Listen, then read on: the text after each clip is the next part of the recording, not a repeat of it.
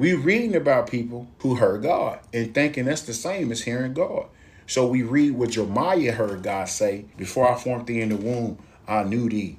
I called thee to be a prophet unto the nations. We throw that whole prophet to the nations out the window because are all prophets? No. So he wasn't talking to all prophets. He was talking to this prophet that he chose to be a prophet to what nation? Not this nation, not the nations that we know, but the nations that was in his time. God cannot lie. So if God cannot lie, every word he give is specific for that one person. And he's talking directly to that person's life, but we interject ourselves into it because we've been taught to read the Bible and then put ourselves in the Bible without God talking to us. So God talked to Jeremiah. So what did Jeremiah do? He got a word from God. Before I formed thee in the womb, I knew thee. And this is God talking to Jeremiah.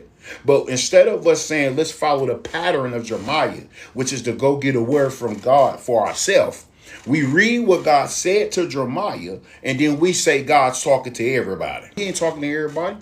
He didn't tell everybody that if they don't cut their hair, they're going to get super strength. Or we'll see a lot of people with their hair locked up, running around with super strength, fighting lions. Nah, that word wasn't for everybody. That was for Samson. See, the problem is we don't really understand that God has to give us our word specifically for our life, because how would we know what to do with our life?